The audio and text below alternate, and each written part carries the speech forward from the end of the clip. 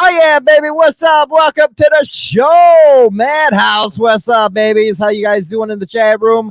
We got Mike coming up here. We also got special guest Archbishop and the Big Bone, man, from the Big Bone Yard coming on. They're going to let us know what they got going on over on their channel. But today we're going to be talking about, hey, man, you're always seeing the bad that happens in the scene. But we're going to be talking about one percenters, man, and the good they do for the community. Yes, we're going to let the Alphabet Agency know the shuck our schlong. Let's just be that way. And yeah, we're going to be talking about the good that goes on. Great ride up in Tomahawk. Just got done with Tomahawk. You'll hear about that tomorrow on the morning show. But let's bring in Mike. We're also going to be talking about the media, and Big Bone's a part of that too, and Archbishop, the good that they do to kind of put the, you know what, I'm just going to bring in Mike. Come on, Mikey. Come on in. Where you at there, Mike? Well, I'm waiting for you to do it for me. I'm waiting for you to do it. You pull me in when you're ready. Oh, there we go. Okay. But it's okay. It's okay. It's all right. I'll do it. I'll do all the work. I'm used to it. Well, you do a damn good job on the show, man. I always tell you that. Trying. We're always trying, right? Oh yeah, man. But just getting in time, man. I left Tomahawk, Wisconsin, far up north, and got back down here just in time for the show. How long is that ride? Is it a little while? We put in what, 700 miles this weekend, so it was a pretty damn good ride. That's pretty decent. It was chill. It was chilly as fuck, man. My pecker rolled up inside, man. That's how cold it was. I was gonna ask you, how was the weather? How was the weather during it? Oh man, when you get up there near Lake Superior and stuff, they get snow in like October. It was like freezing this morning when I left. And I was, you know how you get that cold and then the rain sucks. It does. I'm like bundled up, and it was all kinds of stuff in there. China Doll following me in the car because we were camping, so she had the camping gear. Yeah. And she probably sitting in the car laughing at my ass the whole way home. Yeah, I would too. You know, then I had to sit there and worry because, you know, on the morning show, how I kind of make fun of Indians, you know, the Tontos. And I had to go through a reservation to go see my kid. And I'm sitting here, oh man, I hope they don't listen to my show. They're going to scout my ass if they catch me. Yeah, they're going to get you. They're coming for you. It's all good, though. Damn right, man. You know what? I was thinking, damn, they're going to catch me, put me in the sand, my head above the sand with ants and shit on there. You know, I had to worry about it. Well, you don't like going on there and gambling on their reservations and stuff? You don't like to contribute? Hell no, man. After I make fun of them, are you stupid? Hey, man. You might want to try to take some money from off the reservation. That's usually what people do when they go gambling. They try to win. That's true. I did learn don't talk about people because they'll get mad at me. But yeah, it was a great ride and stuff. Today's show, I know I got to cover a lot of bad during the week because of the biker news and stuff, but that really isn't what the 1% scene's all about. It is about helping your community out, and there's a lot of clubs out there that wear the diamond that really do help that community. They really bring it together to do the runs, do the parties, do the benefits, and I think it's time to put that kind of good stuff out there. I agree with that, you know, and this is why that I think it's such a great thing having, you know, these guys on here, because they, you know, like you were saying in the very beginning, they run their own YouTube channel, their own like podcast, their own show on the Big Bone Yard, and they're also hyperlink guys, so you guys can go ahead and hit them on my channel. Just subscribe right there for them. And but yeah, I'm a big fan of them. I've actually been watching them since the roundtable days, quote unquote. So, yeah. So I know I've been watching and following for a long time. So I know that what they put out, what they do, and they're very informative people. So I really like what they do for their community. I do, man. They've came so far, man. This ain't the easiest thing to get into, and they hit their 1,000 sub mark, and I was real happy for them on there, and they're just keeping going and going and going, and I That's hope right. a lot of people start subscribing to them over there. They got some really good subjects that they dive into, is what I like. And most of the time, there was one that they did that really got to me. And, it takes a lot to burn my ass hairs. It does. It takes a lot to burn my ass hairs. But they were talking about these white supremacists. And one of the biggest things with me is, because I'm a real patriotic guy. Okay. I had a brother in the Marines and I had an uncle that died in Vietnam. When you see, and this is a subject we'll broach on that, but when you see people actually throwing a Nazi salute, I sit back there and I look at it different than most people because of the military stuff with my family. I say to myself, you know how many freaking people died now during World War II to kill that Nazi son of a bitch. The things that he did to our soldiers during World War II. And you sit back and you watch these freaks do that. How can you even call yourself an American? So that is one episode they really got me.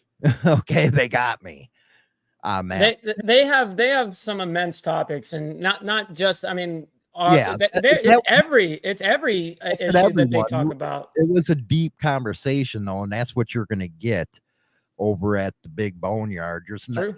You're not going to get something that's not going to challenge your mind.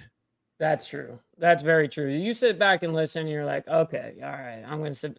There's some interesting stuff here. You know what I mean? There's a lot to learn. You never know it all, and I love when guys like these guys, where they have a lot of knowledge, they're coming out and presenting, hey, this is what A, B, and C is supposed to look like, and they do it very well on their channel. And these are guys that are actually in the club scene, so I always say go to the guys that know what the hell they're talking about. And these are two of the guys that really do know. Let's see here. Normandy and even said we fought. Well, we're not going to get into politics here. That was just one example how they challenge your mind and stuff. But let's bring him in, Mike. Let's bring him in. Let's talk to him here. Let's get it going. We got here. Big Bone and Archbishop. Let's go ahead and bring him in. Boom. Set up. What's going on, gentlemen? Hey, full disclosure, that was me that hit the applause button. I like that. Man, old Bone getting professional here. Got the POVs and everything. Very nice. I remember when he started out just a cell phone. Yeah, right. And with dial-up internet. So that was one thing I was going to ask you guys is how long, like, I mean, I remember watching you guys back in the roundtable days. Is that when you guys very first decided to start doing YouTube, or were you guys doing it prior to that? Like, how did you guys get to the point of like, hey, we're going to do a show together? Man, you know what? So it interesting thing. So way back, well before the roundtable, Black Dragon and I used to talk back and forth about a lot of different things, and he would actually call me and ask me questions about different stuff. And this is well before getting on the show or any of that. We just kind of talked. We knew each other. And when we got together, I guess Hollywood, you and you, Dragon, and Carlos from Wild On. Yeah, it was you, Dragon, and Carlos got together and were like, hey, let's do this thing. And we had talked about it before, and you guys actually got it started. And I guess sometime after it got started, Dragon was just like, hey, how about you come on the show and jump in there? And that's what sort of started that end of it. But prior to that, I was doing, I was writing in the magazines and doing like full throttle news and full throttle biker TV and Born to Ride biker TV. And Archbishop was busy running the damn set in a couple of different states. And he and I, of course, me and him been cool for forever and ever. So every now and then I'd work on a certain subject, or whether it was one of the shows or the round table or something. And Archbishop would say, hey, well, next time, make sure you throw that out there. So I would always, and you guys have heard me mention Wise a lot of times, and I'd say, hey, my brother Wise says this, brother Wise says that.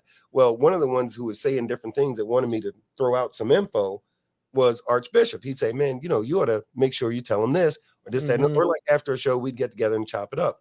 So a lot of folks during the roundtable time were like, man, me and Dragon, we're certainly still cool, but we had a slightly difference of opinion on certain things in the way a show should go, like maybe who the guest is or maybe who they shouldn't be, that kind of thing. So we had a few different things, and with a lot of folks pushing, saying, hey, do your own show. I'm like, what the hell? So a few months after getting started, Archbishop was still going, hey, make sure you say this, make sure you say that. And I'm like, you know what? Fuck that. How about you say it? You say that shit. Yeah, you say it. And so he and I remember like it was yesterday. He said, okay, yeah, I'll do that. And day one was sort of like, so what do I do? I'm like, that same shit. And the thing was, I think what happened, I remember, I want to say about the second time Archbishop came on, he forgot that he was on as we call it, he forgot he was on TV, and that's when the shit got real good.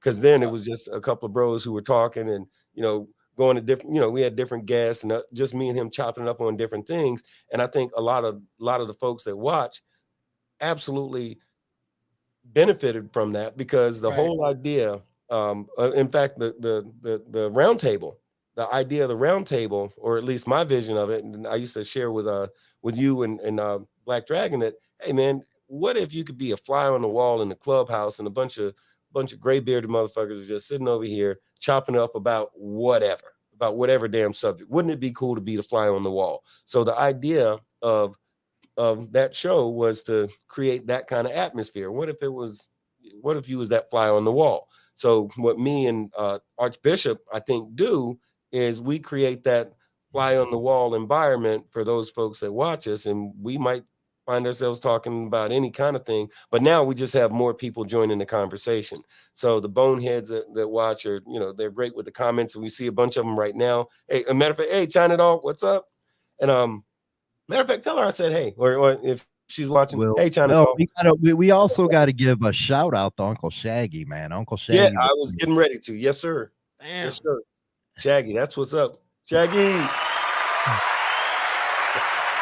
All right, I'm gonna quit doing that, I swear. No, man. And Shaggy is absolutely, I was actually gonna get to him. Shaggy is one of them dudes who early on, in fact, he was one of those ones, man, you need to do it, because he had Uncle Shaggy's Corner, and he was pretty adamant. And here's the thing. A lot of folks, you would assume in other industries or in other environments or whatever, people are like, oh man, I'm doing this thing. I don't want any competition. I want somebody else doing this. That's not the case here, because, hey, China Dog, what's up, girl? But, it's like in this environment, I have got to say legitimately that this has never been one of those, oh, damn, somebody else is going to do this thing. Man, when I tell you, doggone Hollywood, you have been like freaking, you're the brother that's my brother. You know what I mean? You were like, if you need some information, I got you. Here's how you do this. Talk to so-and-so. Here's what's up with this. Here's what's up with that. I'm coming to Florida to fuck with you guys. Whatever it is, it's been nothing but open doors. Black Dragon, same difference. Dibber is another one. He's in the freaking UK, and he's same difference. Doors open, come on in, plenty of room, the water's fine, all like that. And Uncle Shaggy, man, this whole YouTube, podcasting thing, one of the best things about it is that I personally have gotten some great friends out of it. So now Shaggy and I, we run together, because I always tease him and say he's the white version of me in Missouri. He's the chairman of the COC out there. I'm the chairman here in Florida, and we'll link up and go to Income or some of this other stuff. He was just in the Northeast a little bit ago. He called both of us like, "Hey, are y'all here?" And when we said no, we're not there, he was legitimately like not happy about it, because that's how we get together, But last thing, man, great introduction for us, man. And I know I appreciate it. I know doggone Archbishop does as well. But we're just doing our thing, and we're glad it got started and got where we are. But I'm going to shut up for a minute. Well, Archbishop, one of the things that I like about your guys' channel is the thought-provoking content that you bring out. It's just not biker related. You got actual content that make people sit back and say, and that's what makes a good creator. And I think there needs to be more of that thought-provoking content from everybody, just not one type of, okay, here we are, this is what we do, but content creators like yourselves that make people think. Well, that was the whole point. When me and Bone first started doing this, and we were, of course, we was talking about the biker stuff and all that, and we was like, eventually, you got Hollywood, you got Dragon, you got everybody doing this. Eventually, you're gonna run out of shit to talk about, and we didn't want to be one of those shows that kind of doubled what somebody else had already spoke on. So, me and Bone got two different mindsets. I'm more controversial than Bone is. Okay. So like Bone is we like on the show, we like yin and yang, but we coincide together. You know what I mean? Absolutely. Yeah. So a lot of the stuff that we was coming up with, it was like I wanted to talk about the stuff to where, a couple times I said on the show, like, yeah, we may be in bike clubs and we may be talking about the MC world, but we're also a people first. So we need to talk about, stuff that relates to everyone. Human interest. And that's Exactly. what you guys do, is human interest topics. So anything that you pick up off the show, you can put it with anything. You can put it in your personal life. You can put it with work. You can put it with the club scene. It's multifaceted. So you can move it and use it for whatever you use it for. Well, I don't think that either of us are more controversial. I think what it is it seems that way, or it feels, which is a good thing if some of that can translate to the audience. But I think what it is we're trying to get to the same place. We see a different way of getting there sometimes, that's like the behind the scenes stuff, which one of these days we're going to do like a video of us going back and forth, like when we end the show, but we're still talking to each other type the of green thing. room. Yeah, like the green room kind of a thing. Because, like, for example, I remember shortly after Archbishop came on the show, he was, and got involved and became the co-host. He was like, we ought to avoid the politics, because the politics are politics, and politics and religion, we ought to avoid that. Now he's the dude who brings up politics before I do. But right. Well, let's be honest about that, Big Bone. You guys do it in a way where you can teach this country something. We can have different opinions, but we can debate the issues and we can discuss the issues without going out there where you're a prick this or you're a prick that. You guys let your audience get involved where there's an actual discussion about the subject. We have a it's our goal, but it wasn't our main focus. Our main focus was putting information out there so that the folks that wanted it could get it. If they didn't want it, that's fine too. But it wasn't ever to like get preachy or anything like that, but it's turned into a good resource for a lot of folks, or that's what they tell us anyway. We have, there's this one guy, Ken, great guy. He has a fan site that he created, and he is about as polar opposite as we are, politically speaking, than friggin', I mean, it's like Trump and Biden. I mean, there you go. like The that, exact opposite. It's like that kind of a thing, politically speaking. However, the stuff that we cover on the show has turned him into a legit fan. And even there's many a times when we'll say something politically, and he'll chime in and say his piece, and he's able to say what he wants to say, and we hear it and respect it, even if we don't. I've learned some stuff from him. He's learned some stuff from me. And I've said this about 8,000 times. If the rest of the world could figure out what we figured out on the set, like in the biker community, because at the heart of it, we're just a couple of old bikers, right? But bikers have a way of interacting with each other, especially when we're on the same page or on the, we wear the same jewelry, if you know what I mean. We have a tendency to know how to communicate with each other. If our so-called elected leaders, if we can call them that, could kind of figure that shit out, man, the world would be a better place. America would be a better country, because we figure out you don't even have to like somebody to respect them or to respect their seat or their position or what it is that they have to say about something. And that's not something that we see in the world, but it is something that's pretty commonplace on the set. How many times has a certain club that y'all were beefing with 2 years ago, you were around 2 years ago when y'all were beefing pretty heavy, and you might have went to the hospital a couple of times because of it, to check on one of your brothers who didn't have a good interaction with somebody. Well, 2 years later, the bosses have worked that shit out. And you're still pissed off because you remember that time you had to go see your brother in the hospital. Well, guess what? We got to work that shit out. So now what do? You work that shit out, Like I said, I'm doing through there. It's like a big old circle. But that's what we do on the set. That's what we do on the show. And again, hopefully some folks watching can kind of pick up on some of that shit. If they can pick up what we're putting down, then we probably did. Well, yeah, I mean, we can always agree to disagree, but as long as we respect each side, and I see what you're saying is your audience, for instance, could have the exact opposite of what you're saying, thought wise, but at the same token, you're not sitting there going, "Oh, I'm going to ban you out of here. You're just some annoyance," blah, blah, blah. You're like allowing them to go ahead and speak their piece, probably read their comment, and you actually give them their due diligence for what they've got to put out there. So that's really cool. I like how you definitely integrate your audience that way. Well, what I like, Bishop, is you and Bone bring spotlight to a segment of the biker community, and not a lot of people know or understand, and that is the black biker set. Because when a lot of people think of bikers, all they do is think about, the one set, the white guys and all that, the popular ones, the famous clubs. But there's a lot of history within your set. Oh yeah, absolutely. And if you go back and look at the history, the actual black motorcycle set has been around just as long as the white set has been around.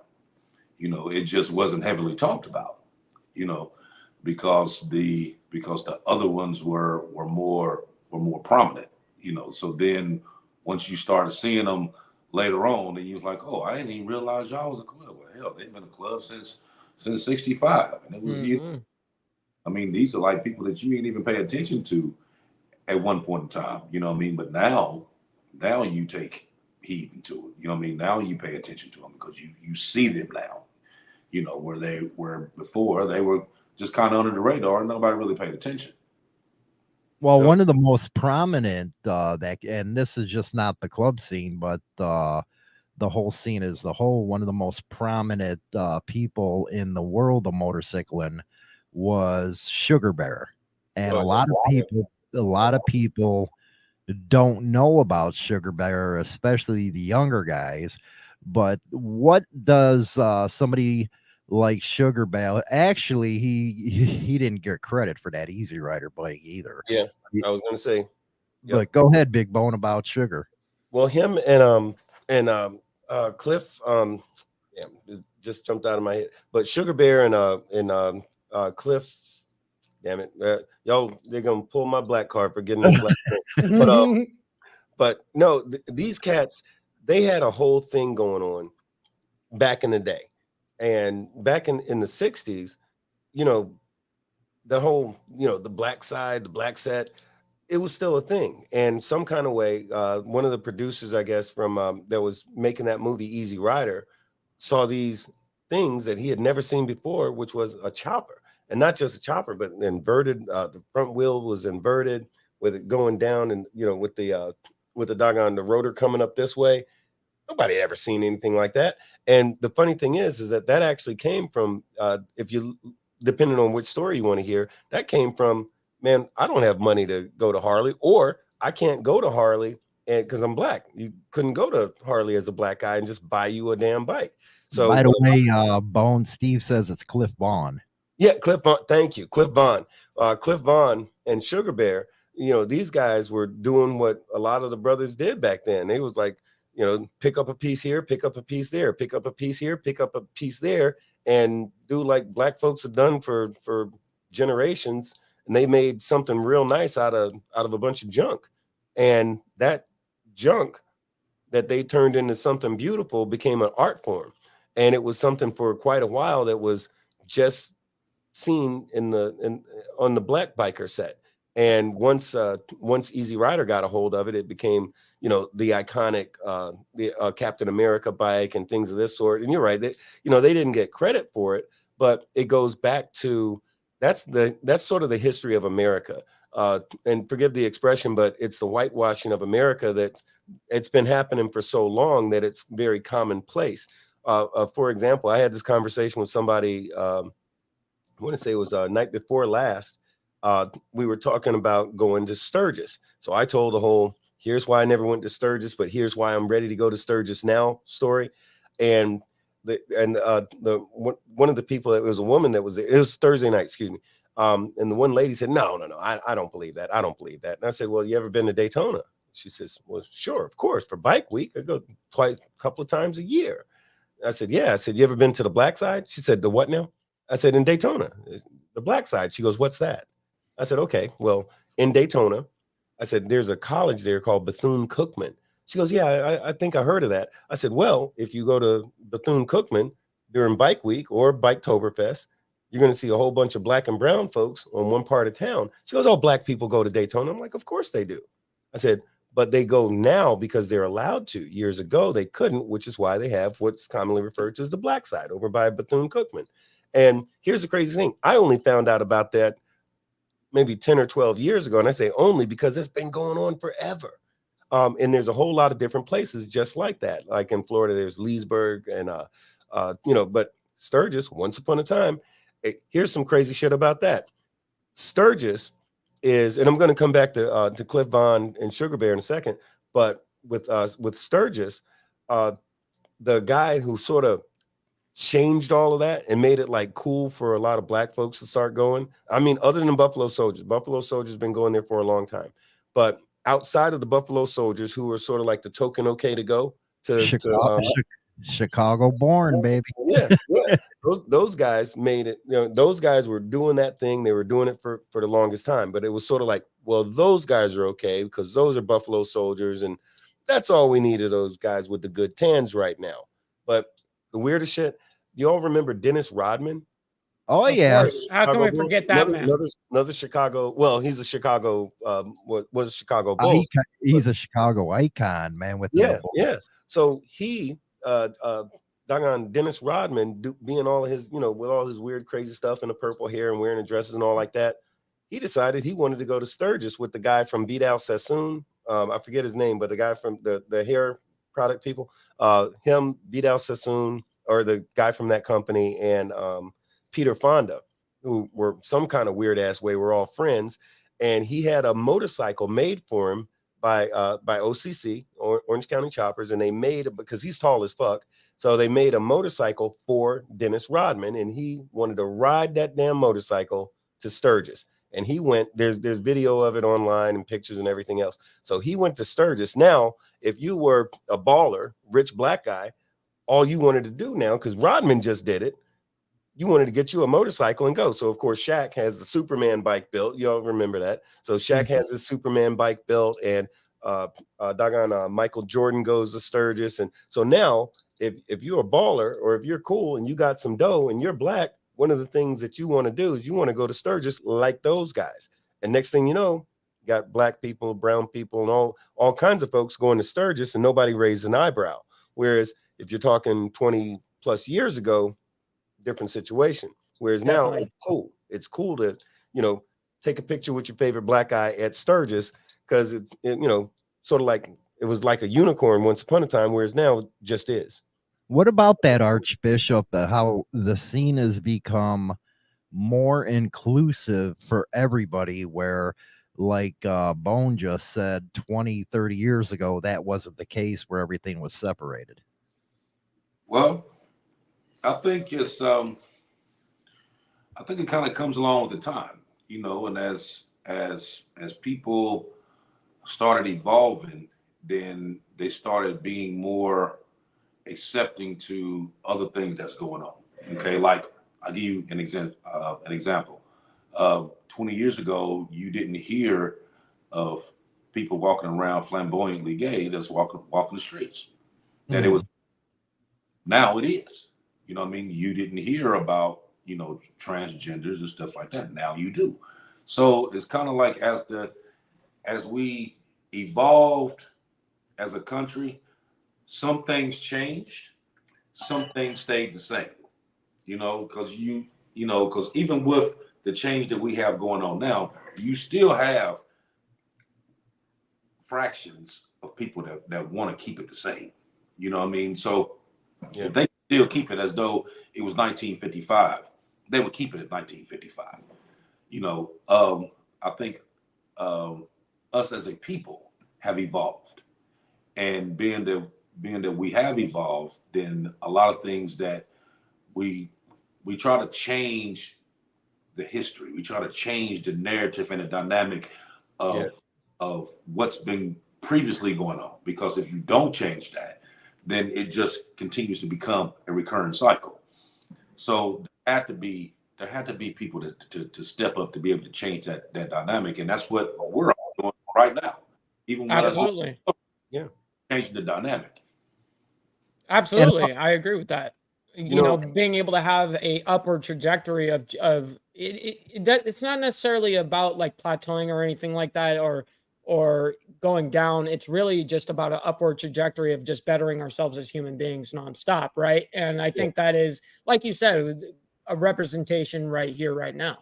And as you were going to say, Howard? I think proper evolution is going to bring us to events like this, like right now, because this is an event. Somebody's going to watch this and definitely get something out of it, and they're going to get that message that Archbishop just said, and it's going to hit them. They're going to be like, "Damn, that's right. Look at it. Like, yeah, these two white guys and these two black guys, and wow." And that's a cool thing. The funny thing is that, and Archbishop just said this, there's still those factions of pockets of individuals who want to roll back the clock to 1955. Shit, we're in Florida. We're literally seeing that like every day in the state of Florida, because we've got a governor who wants it to be 1955. So like, if I wanted to take Asian American studies or European studies or what is the other one? German history or any of that in Florida, I could do that. But interestingly enough, what you can't do, there is no African American studies in Florida, because DeSantis, he did away with that. And like first it was "Don't Say Gay," which Archbishop actually hit on that a little bit as well. The "Don't Say Gay" bill that they passed, and inviting and dealing with and being supported by openly for years, the American Nazi movement. These are the supporters of our governor, who is very openly hostile against black folks and gays and friggin', not a big fan of women.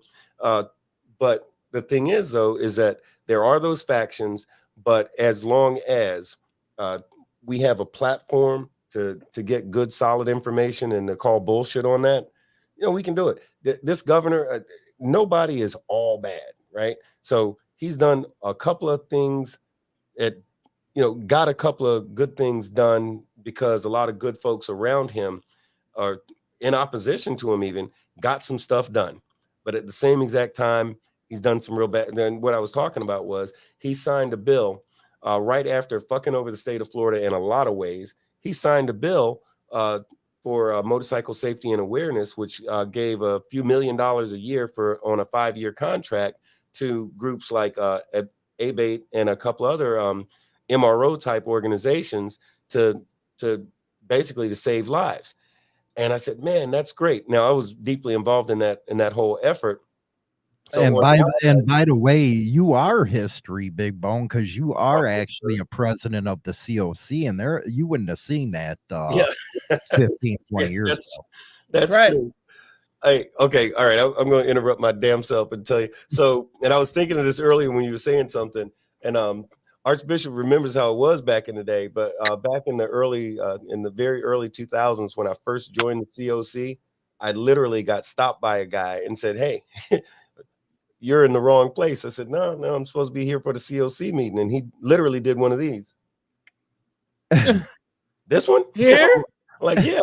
And this dude went to tell me, I'm going to change the names to protect the innocent. But this one guy from a certain club that's still around said, no, he says, I think you got this mixed up because we don't have your type of people here. He goes, matter of fact, I've never seen a black dude on a Harley before, let alone, and back then I used to wear the little president thing. He goes, let alone a president of a club. He goes, but I don't give a fuck what you are.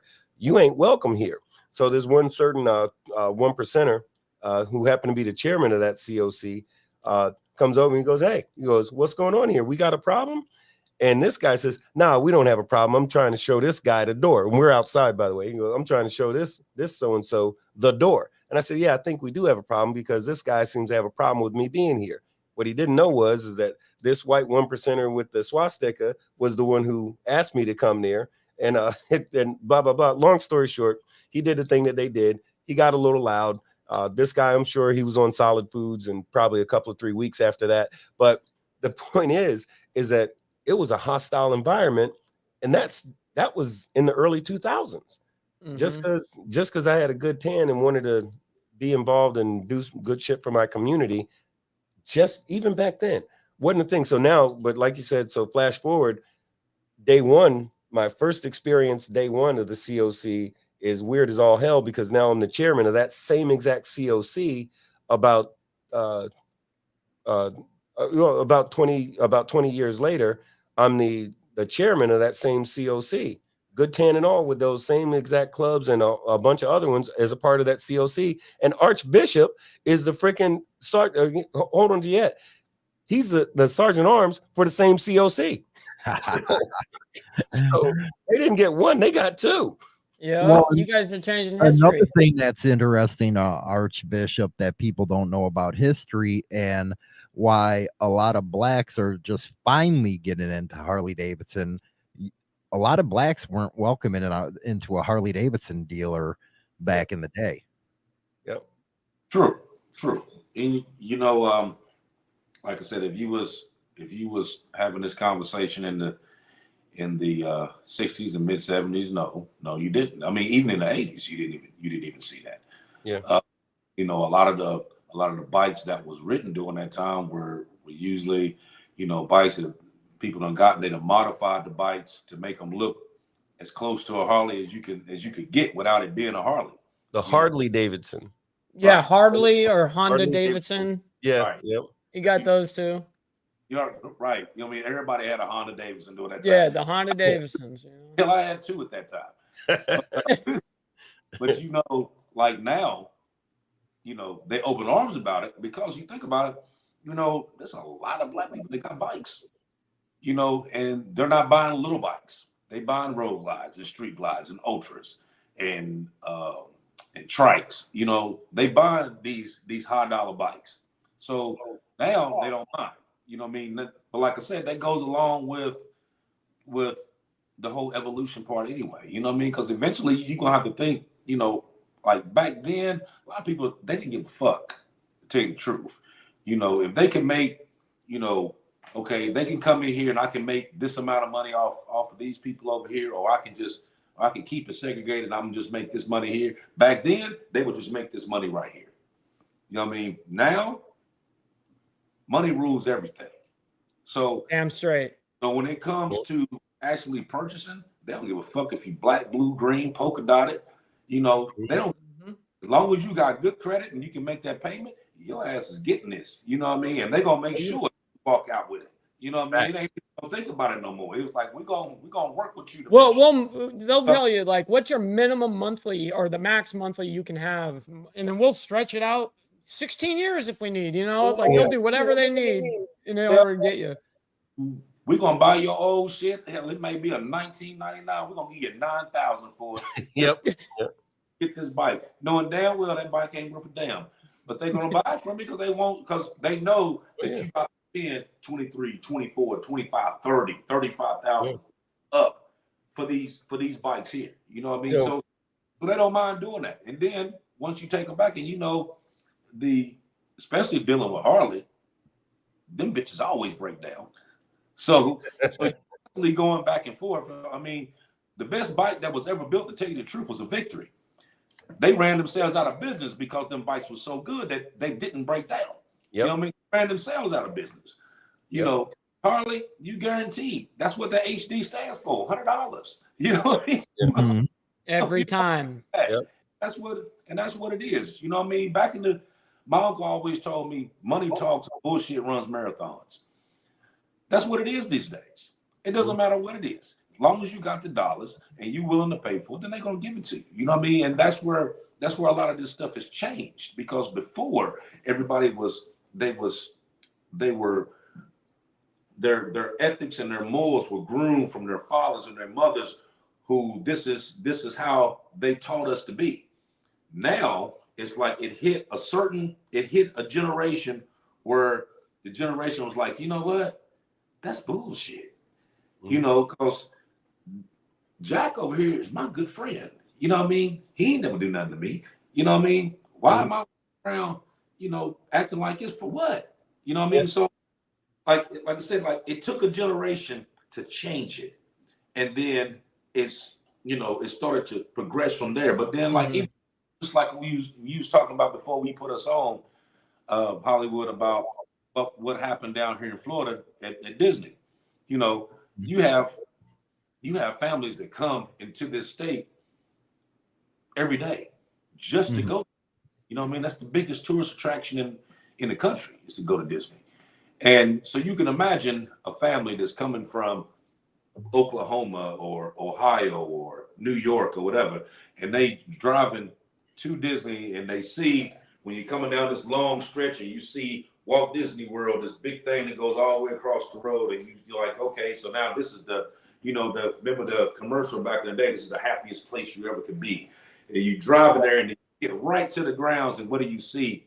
Is that they got a swastika covering up Mickey and Minnie, and they sitting out there doing this shit. No, but you got your kids in the back. You know what I mean? So the question that we brought up last week is that how is it, like, what is it that you're gonna tell your kids what that means? You know what I mean? Because you can't just say ignore it, or you can't just say, oh, I'm just some stupid fuckers, don't pay no attention. You can tell them why it's stupid. You know what I mean? Or why they're even there in the first place. You know what I mean? Because there's like certain questions you just can't get around. You have to be straightforward with what's going on, and then be able to not only tell them what's going on, but be able to steer them away from that. From the BS, right? Well, you know what? One of the things that they talked about, DeSantis used the argument of early on, before he tried to clean up his pitch about squashing all the African American history. He was like, oh, it's related to CRT, and CRT is bad because it makes white kids feel bad about themselves. Well, I call bullshit on that, because here's the thing. All history is full of good stuff and full of bad stuff. The lesson should be not just that some white folks who were really European, but if you go back far enough, not that long before slavery times, but if you look at, okay, yeah, some white folks had some black folks as slaves, but guess what? It was some white folks who helped fight for the freedom of those slaves. So how come they can't learn that some white folks did some good stuff and some white folks did some bad stuff? Just like, you know, Harriet Tubman was known to kill a so-and-so if she was trying to help y'all escape, and you had one of them who got cold feet or wanted to snitch or something like that. Hey, they might say, well, Harriet Tubman was a murderer. Well, so maybe that's a bad thing, but she did some good stuff too. But going back to what we were talking about with Harley, is my cousin, when he came, I'm getting ready to age myself a little bit, but when one of my cousins, my older cousins, came back from Vietnam, 3 brothers, and they all came back. which that in and of itself was freaking amazing. But two of them wanted to buy motorcycles straight away because they got with some buddies over there, and you know that's a normal transition, military to the MC. And so they joined this one certain club that I don't care for nowadays, but you know I give them a break because it was in the 70s and they probably didn't know any better. They were probably high on something. But anyway, they joined this club, and they both wanted Harley Davidsons because they had some military money, and both of them went to Harley and were told, they were reminded, yeah, we know you've been fighting, whatever, but don't darken our door coming here talking about buying a Harley. So they went to Mr. West, Robert West Sr. He lived on Aragona Boulevard in Virginia Beach. I'm giving you a shout out if you're out there, Bob Sr. But anyway, they went to him, and he was sort of like my dad's arch enemy. You know, they used to argue and stuff, but they used to fish together every Saturday. Anyway, they went to Bob West Sr. and said, hey, we want to buy some bikes, and they won't let us. He was like, what the hell? That's ridiculous. Do you know which bike you want? Long story short, they gave him the money. He went there, bought them Harleys, didn't charge him a dime for doing it. And then he just signed over the title to either of them because they had all their military money. But back in the day, if you was black and you had to have you a Harley, you either had to have a white friend or you had to buy one from somebody who had one used and was just going to sell it. And, you know, regular Joe Blow didn't give a damn who was buying it as long as they was buying it. Right. But at the dealership, Harley was an institution. Even back then, that was an institution. And that institution was not going to be tainted with this interracial, non-segregationist and all that BS. But, but again, like Archbishop said, you did too, Mike. This evolution, we've slowly been moving in the right direction. And there are those folks that would try to drag us backwards and like that. But fortunately, I think at the end of the day, right is always going to win out. And if it's not, we got to stay in the fight until it does. And Hollywood, I'll tell you this real quick, then I'm going to shut up again. But on that show that we were doing where we were talking about the Nazis coming to Florida and that whole thing, I saw you were legitimately pissed. I was too, but we're hosting shows, so we gotta keep our emotions in check. Whereas it's good to be a viewer sometimes because you can just say it like you mean it and get the shit off your chest. But I could tell you were legitimately fired up because if you think like I do, and me and Archbishop were both in the military, so we have a special connection to the greatest generation that went and fought the Nazis. And now, we saw them in Charlottesville marching up and down the streets, with the damn tiki torches and stuff. And I thought that was bad enough from a few years ago. But now we got them here in Florida, Nazis that we fought against in the war to get freedom throughout the world. And we're Americans and they're doing this, man. Yeah. But it did my heart good to see you as fired up as you was about that. Not that, I know you're a hell of a good guy, but it reconfirmed for me, yeah, Hollywood is a good dude, not because you're pissed off, but because you're fired up and pissed off about the right thing, which tells me we're going in the, you know what I'm saying? It's like anybody can be pissed off, but that was the thing, like you said earlier, the thing that pushed your buttons was that bullshit. And it did my heart good, brother. Well, it really does, because my brother was a Marine. My uncle died in Vietnam. My grandfather's brother died in Europe during World War II, and a lot of in the game. Oh yeah, and I cannot sit back and understand why anybody would support I don't even call him a human being; he's a fucking animal. There was over 60 million people that died during that war. Yeah. And, a lot of people don't understand. They tortured our boys over there when they were caught. Yep. They tortured them, shot them. There was the one massacre where they just lined them in front of tanks. Yep. How could you support somebody like that in 2023? It's arrogance. It's arrogance. And these people, it's crazy. We went against that, didn't we, as an entire nation? It's hilarious that the arrogance behind it, like waving a flag in front of Disney. Like, come on, man. Like, that's uncanny, uncalled for. It's unreal. what people are willing to do just because of emotions. Those are the most dangerous type of people, are emotionally driven men. I don't even You know think what I it's mean? emotion. I don't even think it's emotion. I think it's ignorance. And Ignorance and arrogance mix for sure. I think that they have no pride or patriotic responsibility to this country. If you raise your hand and salute a son of a bitch that committed genocide. And I'll turn the show controversial. We know about the genocide that happened in Europe, but we never talk. And I'm a big fan of the Machine Gun Preacher.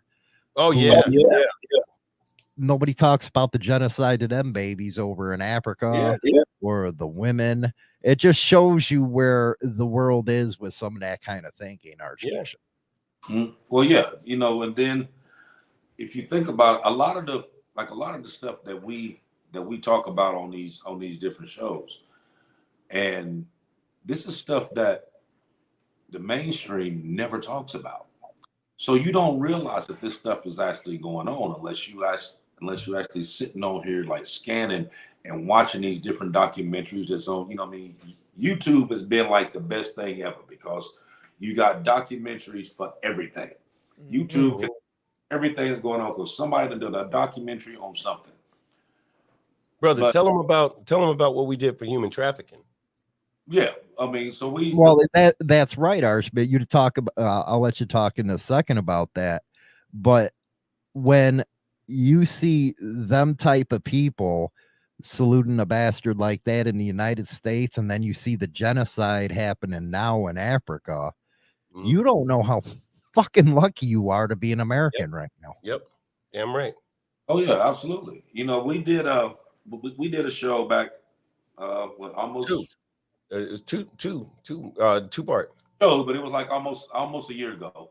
About 8 months ago, when we was talking about human trafficking, and we had different people that was on there that was a part of these different associations that was dealing with going out and actually finding these women and these children that had been abducted and sold and stuff like that. And then we also had a lady that was on the show that was actually a victim of this, that had been abducted and had went through a number of years going through, everything that was going on. And, when we first started talking to her on the phone, I know when I first started talking to her on the phone, I said, listen, I know what we're talking about tonight is going to bring up a lot of skeletons that you may not want to bring up. So anything that you don't want to bring up, don't. You know what I mean? Because, you don't want somebody that has healed from a situation to relapse and go back into it. But she was a trooper about it, and she put it out. The good, bad, and the ugly, she put it out. For those of you that haven't seen it, go on the Big Boneyard, scroll down, and you'll see it. There was we did 2 segments on it. Yep. And it's a lot of information that was put out for there. But this is stuff that the mainstream really didn't even talk about. Now you may hear it every now and then, but it's like you hear it one day, but then you don't hear it no more. Right. It's going to be on page 36. You know what I mean? Yeah. You have these young kids and these women that's abducted every single day.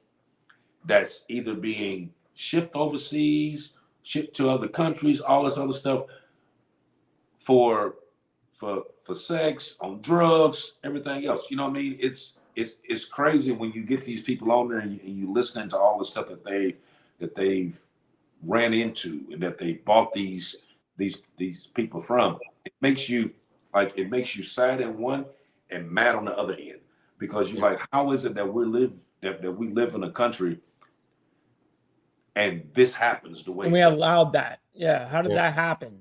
Right. We're supposed to be the greatest country in the world, but this shit right here happens, and they take it from here and shipping them to other places. You know what I mean? And these people that you get some that may escape, and or some that these groups find or whatever. But think about the number of these women and children that disappear and you never see them again, especially and it's not just white, it's white, black, and indigenous people that's disappearing, that you never see them again in life, that's somewhere else right now, addicted to drugs, tricking, doing everything else because they bringing these kids in. There was a movie I watched on Netflix a couple weeks ago that was talking about this very thing, and they was down in Central America, and they pulled all these kids, and they did this thing with like a model search. They were searching for all these different little kids to be little models and stuff.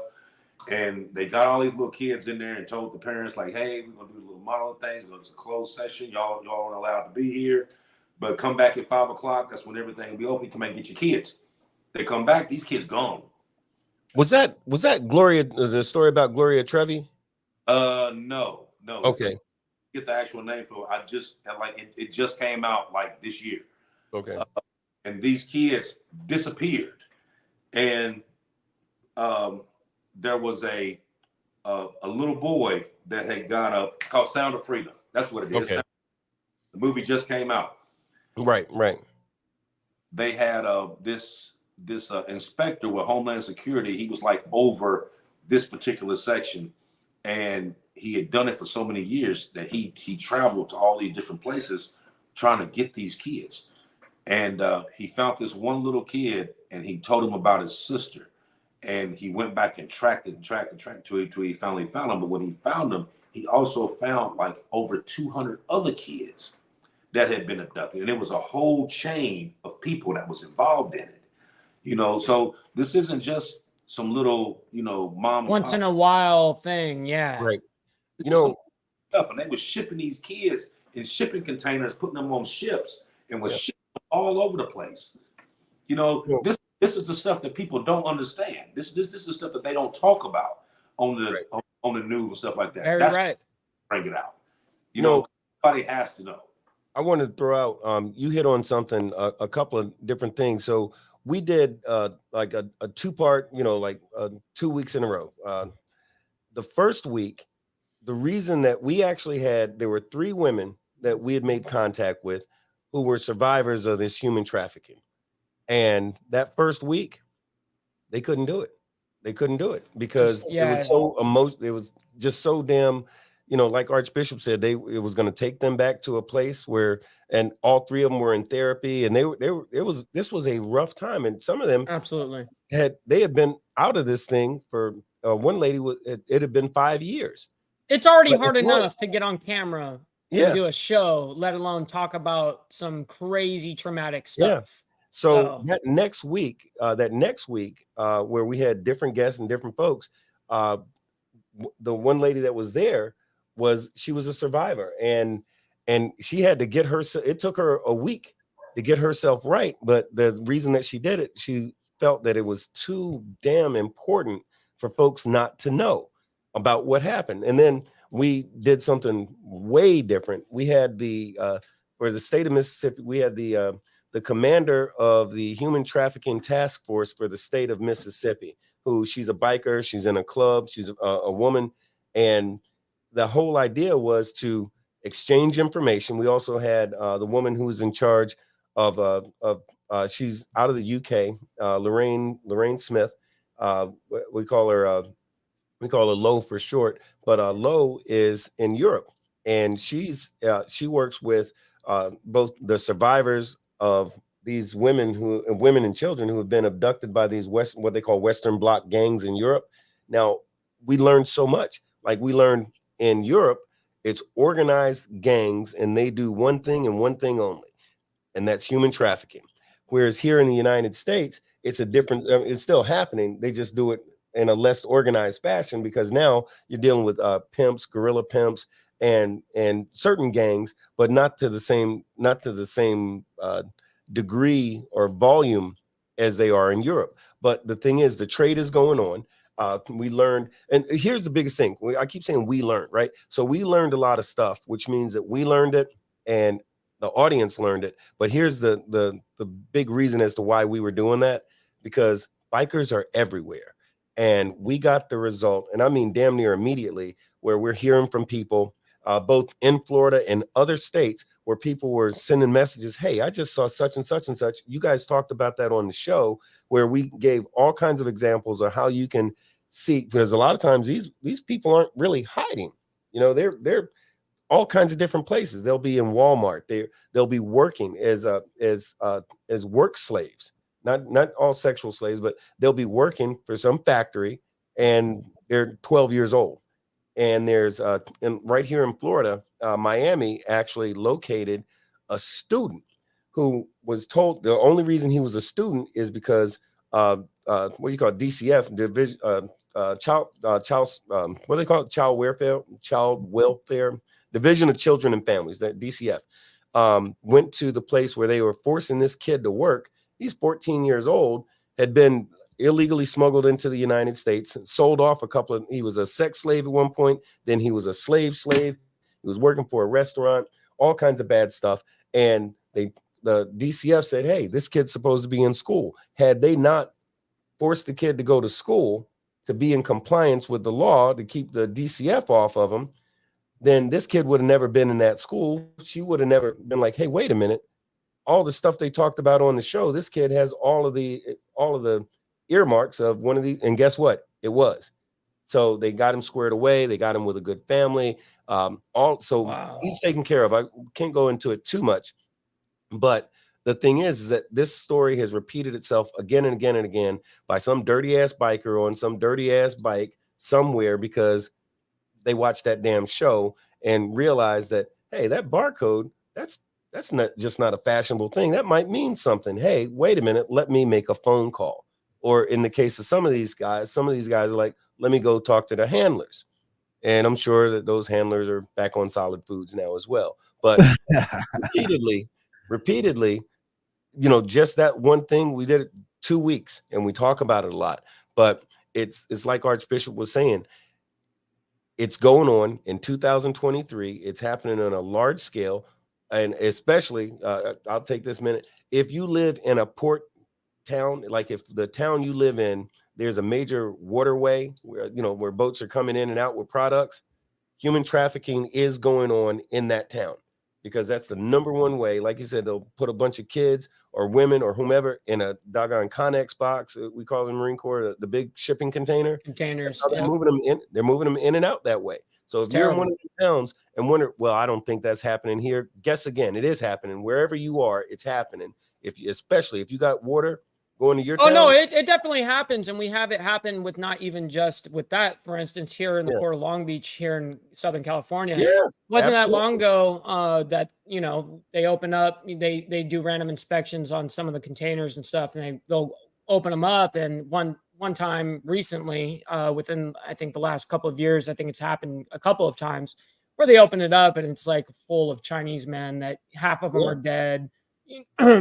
Yeah, they were using the bathroom, the corners of the container to like shit in. It was terrible, terrible conditions. Yeah, it's happening all around the world. I wanted to ask Archbishop this. Chinatown wants to come on and say hi to Big Bone and Archbishop. Please. But why do you think the media had such a problem with that Sound of Freedom movie? I think they have a problem. I don't think it's the media that has a problem with it. I'm thinking it's the powers that be that has a problem with it. And the powers that be owns the media. So they tell them what to talk about and what not to talk about. I think that's the big issue. Like what Bone was saying was absolutely correct. I also want to give a shout out to Anthony. Remember, Anthony was the guy from Detroit, from the Detroit Traffic Kids Associate. Tone Poley. He's on TikTok and all this different stuff. He's always posting stuff. They actually go on hands in. They bust in hotel rooms. They do everything to get kids out. The thing is though, it's like people try to cover up shit like that because they don't want people to think like, oh, like this is what really goes on. You know what I mean? And a lot of people kind of look at it and it's kind of out of sight, out of mind until it's one of their family members that disappears. Correct. Yep. Until it happens to you or someone that's close to you, then all of a sudden now we care about it. Right. Exactly. So once that happens, that's when shit gets real.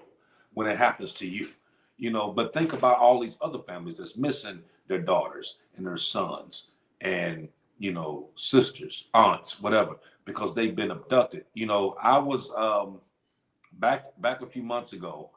There was a lady that I know. She just happened to call me one day and she was like, hey, what if you come by the house and look at something for me? So I go by there, and where she was at work, somebody had marked her car, had put the little yellow stripe across her tire, had marked her car. And she said that she felt like somebody had been following her. And when she went to her job and happened to pull up the security cameras to where her car was sitting, it showed somebody actually going through and actually marked her car, you know, and they marked it with this kind of paint that you like couldn't scrub off, you know, so they knew the car.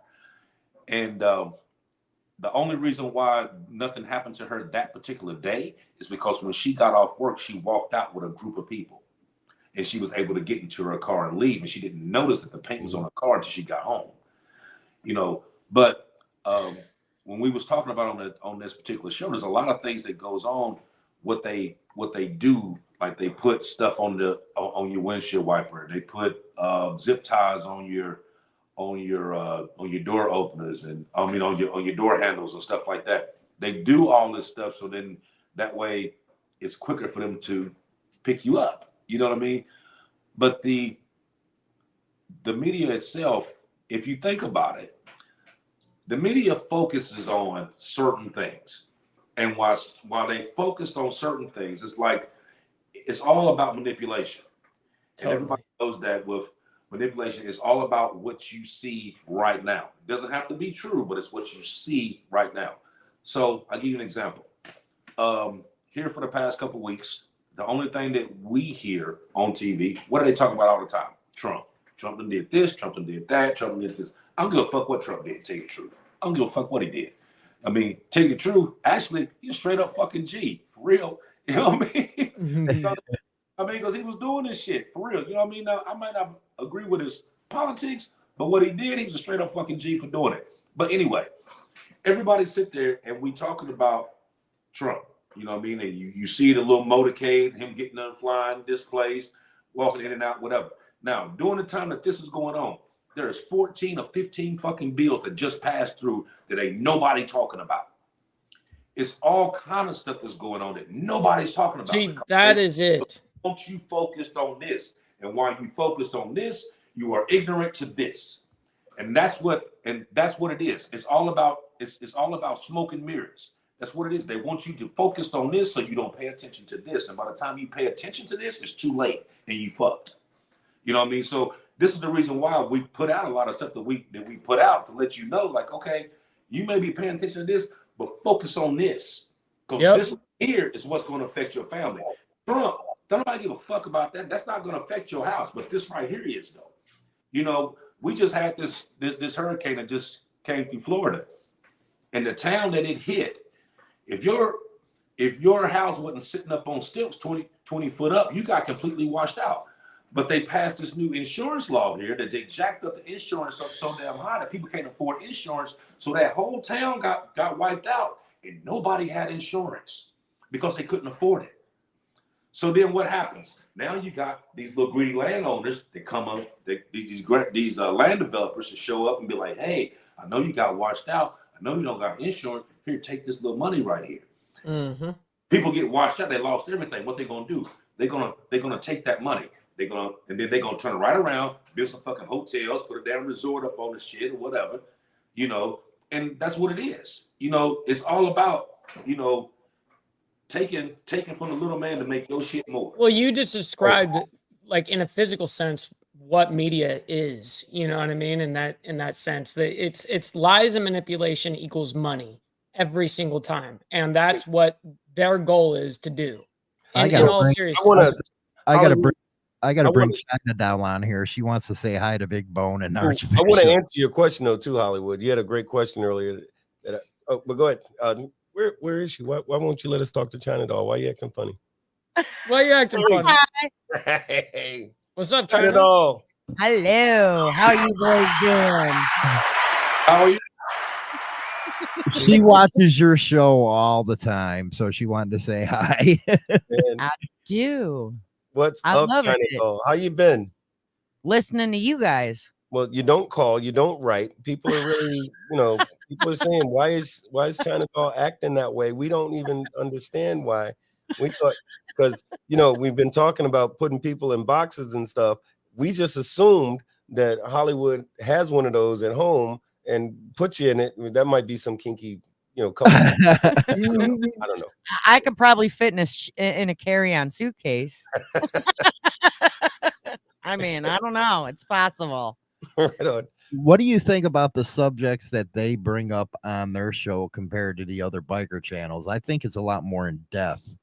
It's more deep and it's more intense. I mean, I love the fact that they're not about repeating other people's news, because I mean, it's true that it's like you guys eventually run out of stuff to talk about. It's really hard to find, and everybody keeps doing each other's stuff. So I think it's great that they have a different way about their show and discussing real topics, real things. And it doesn't always have to be about biker this, biker that, biker this, biker that. Yeah, and they've been doing consistently every week since the beginning, and that shows consistency is key, man. And I love that these guys, no matter what, they're live. You can expect them at their time and that they're on. So that's with the exception of Bone. You are like 5 minutes, 7 minutes, 10 minutes sometimes late. Yeah, I suck. Just saying.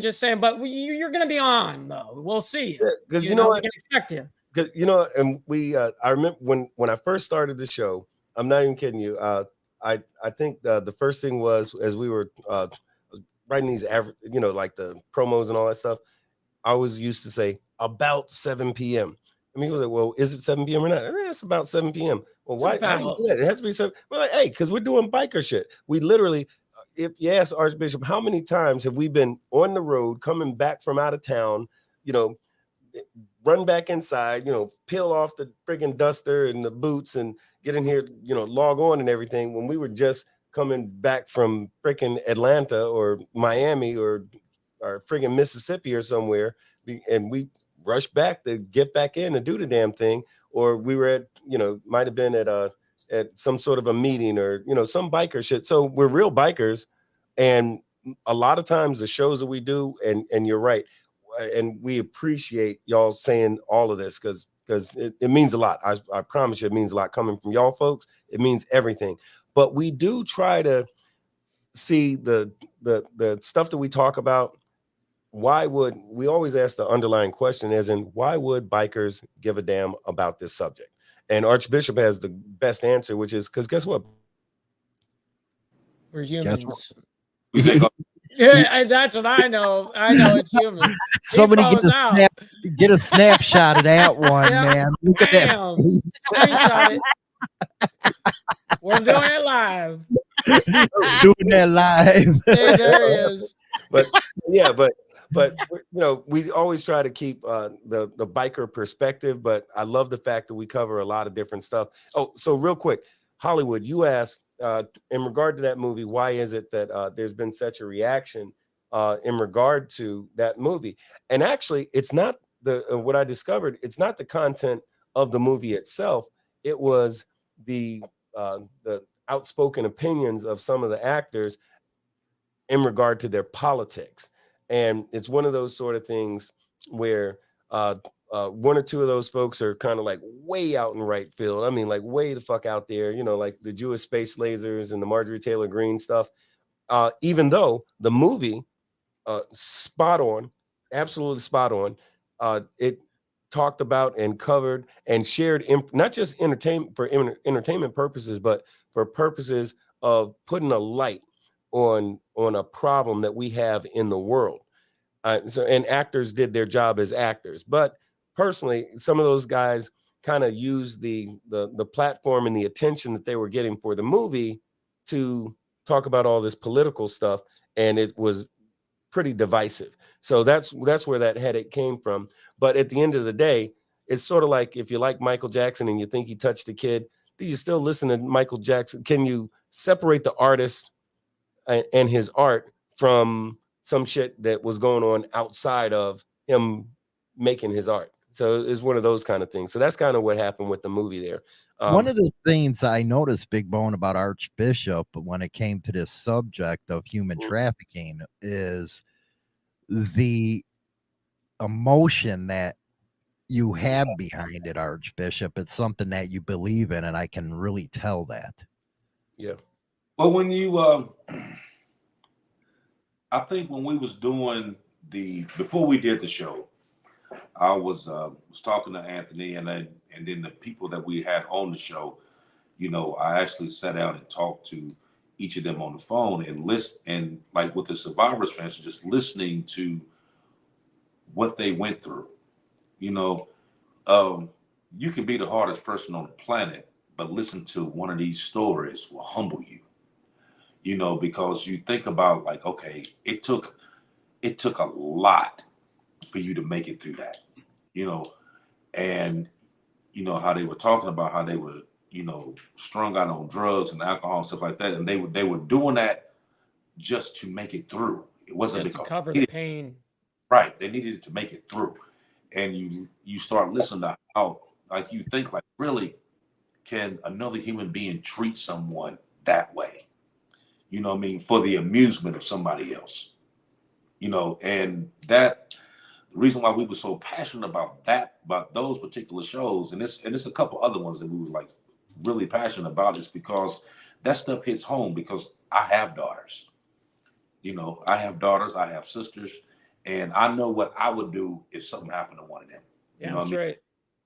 It ain't shit that you can do to keep me from getting at whoever it was. You know what I mean? And I'm a you know, kill the concrete of whoever the fuck did it. You know what I mean? That's just me. You know, but it was mind numbing hearing some of the stuff that was going on and hearing some of the stories that Anthony was saying about busting up into these hotel rooms and them having, you know, 9, 10, 12-year-old girls in these rooms. And you got these old ass gross. doing stuff. I mean, that stuff is heartbreaking, you know. And then you think you got these young kids that also have to become an adult sometime, and you never let them be a kid, but they got all the adult baggage already. Yep. You took all their innocence away. You took it all away, and you just threw that on top of them. You know, I'll be right back, guys. China isn't a fill-in for me. I got to take a piss. That's what happens when it goes past an hour for them. So this lady that came on the second week of the show, she was the commander in charge of the Human Trafficking Task Force in Mississippi, and she had watched the previous week's show, and I remember she was sort of saying to us and to the audience, well, I know you guys, because we had said in that show one that we don't necessarily call 911, or we said we don't call them 3 numbers.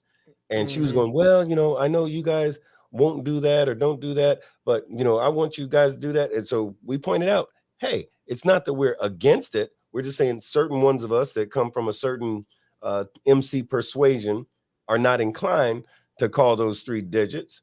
And clearly the way that that Anthony and some other folks who we know get down, you know, those calls were never made. And I'm sure the perpetrators that grabbed up them little girls and abducted those women, they would have wished that somebody would have called 911 to save their ass. But you know, and that was as much as it's a horrible thing, it's pretty refreshing to know that it's still good people out there who are willing to put their ass on the line to help these women, these children, and boys, and in some cases men, like out there in LBC. That was a bunch of Chinese men, grown-ass men. You know, but there's folks that are willing to put their ass on the line for somebody else. And for us to be able to learn about that and share that information with our audience it's a wonderful thing, because it also encourages other folks to get involved, not just with human trafficking, which is hugely important, but a lot of this other stuff that we get a chance to talk about. So I feel just blessed that we have this platform and that it's endured for this amount of time with the support of folks like yourself, Hollywood, and you know, and everybody else like Dibber and Shaggy and Black Dragon and all that. You know, so hopefully, you know, we'll keep doing the damn thing. You know, we're going to try to anyway. I know I cut into your show time, man. Yeah, And, that's all right, brother.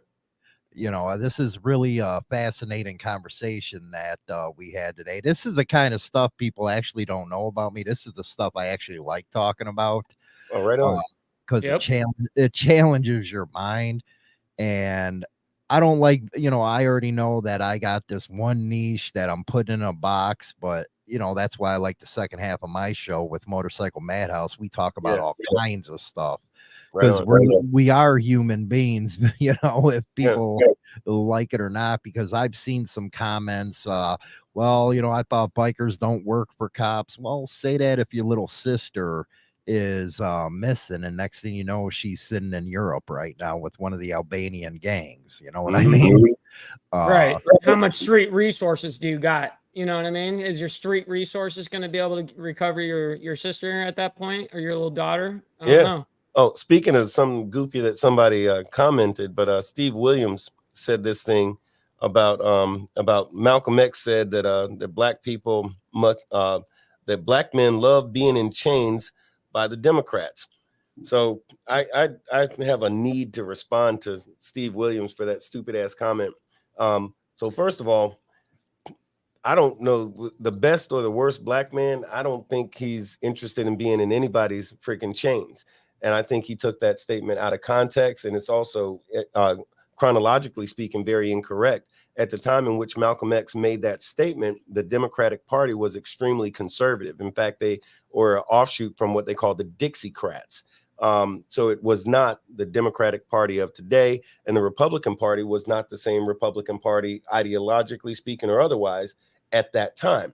So that's one of these guys who takes a small piece of information and tries to pervert it for the understanding of anybody ignorant enough to listen to his ass. So yeah, that's not right. And this conversation that we're having today is not about Democrats versus Republicans, because if you listen to us, you've heard me say 18,000 times that Democrats and Republicans are two wings of the same fucking bird. You know, and you need both of them. Heard you say that millions of times. And the thing is that once we, the people, figure out that the Democrats, yeah, they're going to play your ass if you let them. Republicans, they're going to play your ass if you let them. So stop being so, you know, just like it's like cult-like thinking. You know, I'm with this team. You know, like I love the freaking Cleveland Browns or whoever. Nothing against Cleveland Browns. I'm just using for an example, but Cleveland Browns, win or lose, damn it, that's my team. You can be that way about sports, but when it comes to life, liberty, and the pursuit of happiness, pull your head out of your ass and start doing what's in the best interest of you and your family. And 9 times out of 10, the rhetoric that they're pitching you, these politicians that are pitching you and selling you, what they're saying on the podium and what they're saying on that 14-second soundbite on Fox News or on YouTube or Facebook or whatever is not the shit that they're saying in the office. And I know this because I spent just this year, the first 4 or 5 months of the year, I spent in Tallahassee and at the Capitol talking to these folks. I'm talking in their offices and speaking on the freaking floor of the Senate and the House of Representatives and all like that. And let me tell you, as soon as you walk in the door and the door closes, then that Democrat right there and that Republican right there are high-fiving each other on the bullshit that they just said to each other. They're making lunch plans, and they've already made a decision about what they're going to do with the future of Floridians. And, and you know, and I'm sure it's no different on Capitol Hill in Washington, D.C. You know, the only ones getting played are people stupid enough to buy into that shit. So, Steve Williams, do yourself a favor and don't be such a sheep, man. Don't be such a sheep. Well, Anyway. this is, you know what, one of the best shows that we've had deep conversations and stuff.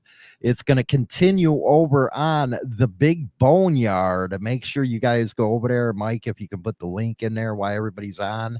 Yeah, absolutely. And what do you got coming up on your show, guys? We have no fucking idea.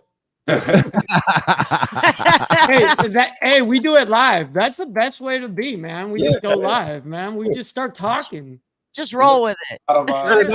Hey, I'll tell you what, we'll bring China Doll over there for about 45 minutes and ask her in different ways, where the hell has she been? And how come she don't call, she don't write? Because that is a show. If you ask me, that's a show right there.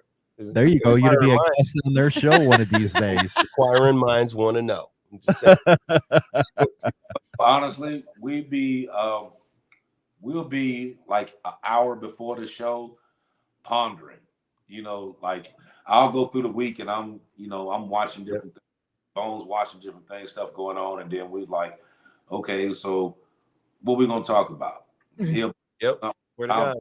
Stuff, and he'd be like, okay, well, let's do this, and then we try to find a way to incorporate them both, and still be able to put out a generalized message, you know, and that's, you know, a lot of times we can't plan ahead because there's so much stuff that's going on.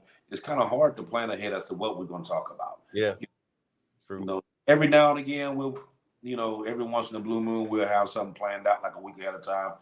That's very often. I mean, that's not very often. It's very rare. Right at the hour before, 2 hours before, me and him on the phone chopping it up like, okay, we're gonna do this and this is how we're gonna work it, and we're gonna, you know, this topic here has so many different legs on it, it's unreal. So we're gonna shoot this way, and then we're gonna shoot this way, and if we can't get it all done, and we'll push it for the next week, and we'll keep pushing it, you know. But to go back on what Big Bone said right quick to this guy, you can't. How can you support somebody that's not really supporting you? You think about this. These people that we running around pledging our allegiance to has not really done a fucking thing for us, period. Nothing. But we run around here like we're like in total loyalty to a person that, number one, you're never gonna see. Number two, ain't never gonna call you by your first name. And number three, don't give a fuck about you anyway. Only thing they worry about is getting to this spot where they're making this money, and once they get to that spot, you realize that they get a check regardless whether they in those positions or not. They get paid for the rest of their fucking life. Yep. They don't give a fuck about you. No, they don't even know you exist. Right. You sitting here right now, half of the people that sitting here on here right now is worried about how they gonna pay their bills and be able to move from one month to another. Everybody lives paycheck to paycheck, whether you know it or not. Everybody lives paycheck to paycheck. Mm-hmm. Yep. They don't give a fuck about that. Never have. Never will. You know, so we sitting here paying homage and being loyal to someone that is never going to be loyal to you. You know, and it's kind of crazy how we sit there and we listen to this shit and be like, really? You know what I mean? Is that really what we going with? You know what I mean? Now, I know senators, I know congressmen. I grew up, you know, with congressmen, with congressmen's kids that, you know, the congressman ended up being a governor of the state of Ohio. I knew their whole fucking family. You know what I mean? But what does that mean though? Nothing. Don't mean shit. You know what I mean? Did some extra bread come to my dad's house to feed us? Hell no. You know what I mean? Did we know him? Sure we did. But that's about as far as it goes. That's about it. Yep. But you need to put your faith in what matters. You know what I mean? And that's what a lot of people fail to realize. I mean, think about it. You had all this stuff that went on January 6th, right? All those people was out there protesting and shit. They wanted to go and ride the Capitol and the whole shit. Guess what? All the motherfuckers half of them end up going to jail, right? Half of them went to jail. You got one motherfucker right now, and he a black dude. Oh yeah. Talking. All this goddamn talking. Don't know no fucking body. Don't know nobody at that motherfucker. But he out there running his mouth. Guess what? He's sitting in jail right now and can't even bail his motherfucking ass out. Yeah. And nobody else bailed him the fuck out. He the only token motherfucker. Out of 19 motherfuckers, the black guy's still locked up. Wow. So a motherfucker couldn't even bail you the fuck out when you got hemmed up. You know what I mean? That's the shit that we live with. Yeah. You know what I mean? Like wake up. For real. Wake up. Wake up. There you go, right there. Thanks, Douche, for subbing to the Boneyard, man. Become a bonehead over there. They got a show coming up. I kind of ate into their time. But wow, just a perfect show right here, man. This is I like talking about this kind of stuff. Hey, Absolutely. unless the government's coming to my house and paying my bills for me, you got to learn to read between the lines when they speak. Yep. That. Well, and I've always said, like, I'm not sure why all these people are so worried about like who's president and like, oh, we'll vote for this, but how come you talk all this vote for the president, but that doesn't change anything for you locally? Why aren't you voting Yes. for your local governments? Vote Exactly. for the things that, like you said, Bone, that are going to matter, and as well as you, Arch, the things that are going to matter, and the things that are directly going to affect me is my local government. It's not the president that's going to be affecting me. I really could care less. They're just some face, at this point. I think But it was Doug But Wilder. before we let them go, everybody, I don't know if you know this, but you got two movie stars sitting right here. I That's just right. learned about it. Archbishop, you got to tell everybody before you guys go to your show. Look, we well,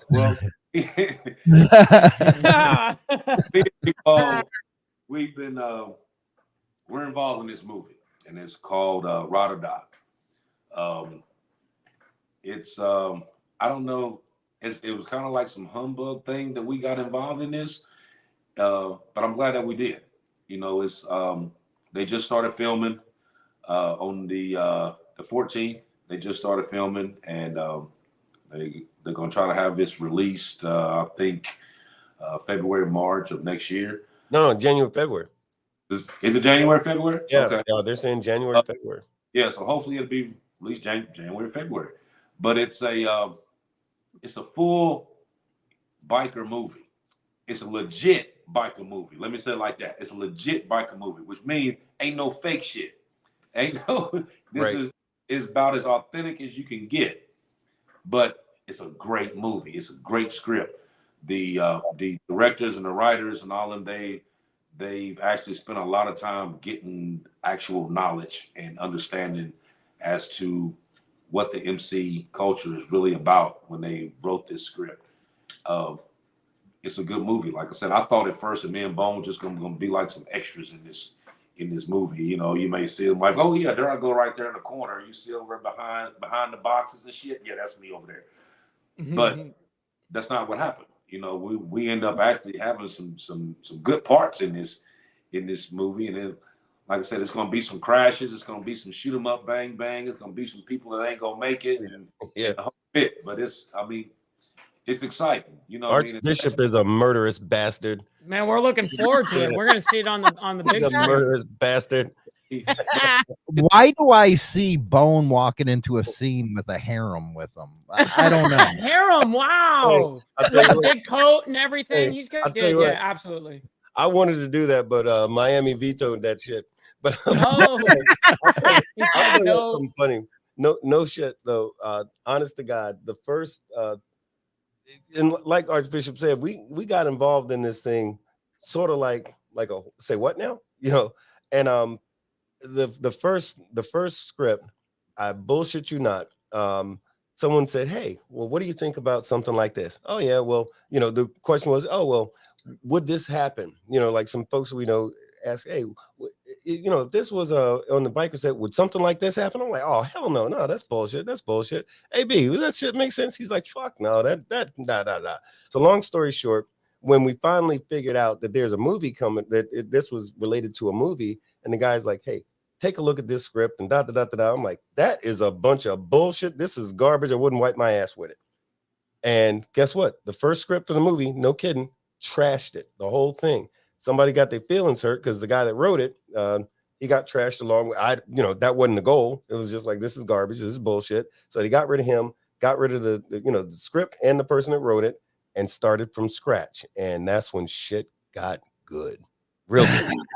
Real good. So now this shit is going to be the most authentic. And remember, this coming from some folks who have a whole movie making staff of people who are professionals at making movies, but they're also professionals at educating themselves on their subject matter. And they've become de facto, at least for movie purposes, de facto experts in this MC culture. And just to be on the safe side, they've got actual real bikers to catch anything that, you know, slip through the cracks or what have you. So what we're going to end up with is a fantastic movie with a murderous bastard. I'm sorry, yeah, Archbishop, I ain't supposed to say that kind of stuff. But yeah, he's a murderous bastard in this one. Oh, good God. But yeah, so remember, we grown up watch for everything from Easy Rider to Sons to freaking Hell's Angels movies to all of the Mayans and all of the, you know, what was that one with Charlie Sheen? So we've seen all of the biker movies and had critiques for every single one of them and know why every one of those movies sucked and what they got right and what they got wrong. So we're coming from the standpoint of being actual real bikers who actually get to finally say, instead of yelling at the screen about, why the fuck did you shake his hands with your gloves on? You don't do that. To actually making a movie where that don't happen, or someone even corrects someone for doing that in a movie. Right. So, right. And it's like 50 other things like that, just in the first 20 minutes of the movie. So if you're a real biker, you're going to love it. If you're not a real biker, you're going to totally fucking love it. Rock on, man. Awesome. But they're going to go over to their station now. Make sure you switch over. You're going to probably hear something that just came out of the air from them, like they said. But I'll get arranged it where China Dow can interview with you guys. That would be awesome. That would absolutely be cool. Let's do it like soon. That would be totally cool. Awesome. Hey, you with it? Game on. All right. All right, guys, I'll let you go to your show right there. Again, everybody go over, switch to the Boneyard right now. Mike just put in the @Big Boneyard 1880. I think that's the link to the YouTube channel. Yep, so that is click their on channel. that and you'll be taken right over there to the live show right now. And we appreciate having you guys on, man. It's awesome. Right on, guys. Absolutely, you guys. Thank you so much for coming on here. It was our honor. Thank you. And thank Get you on guys. over there, guys. We'll talk to you later. Rock on, baby. We'll see you tomorrow. Yeah.